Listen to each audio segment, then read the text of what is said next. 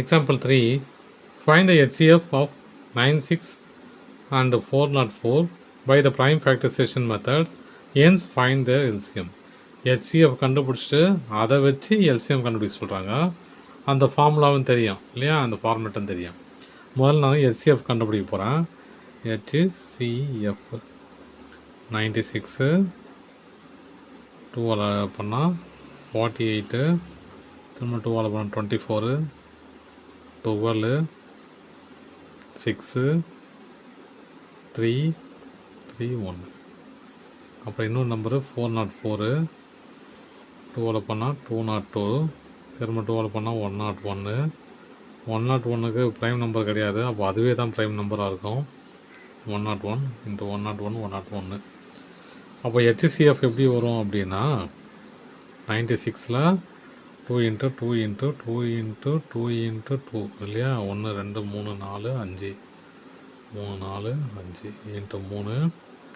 404ல் 2 × 2 × 101. அப்போ இது காமன் ஆகுது, ஹையஸ்ட் காமனு 2 2 2.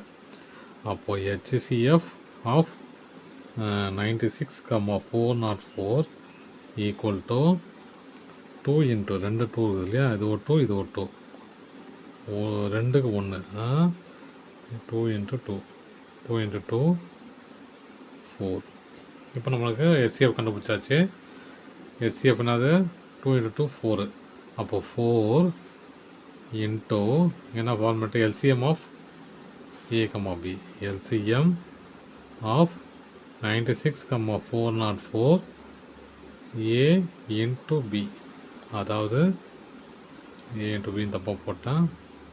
96 இன்ட்டு 404 404. அப்போ 4 எனக்கு தேவை LCM ஆஃப் 96 404 இல்லையா. அப்போ LCM 96 404 equal to 96 into 404 divided by 4.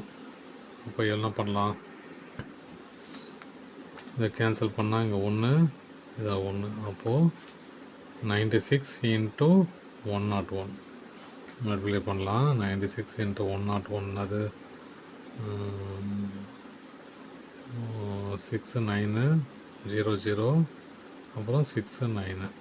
அப்போ 6 9 6 9. இப்போ 96 96. எது LCM ஆஃப் 96 404ங்கிறதுக்கு LCM கண்டுபிடிச்சா அது 96 96. தேங்க்யூ.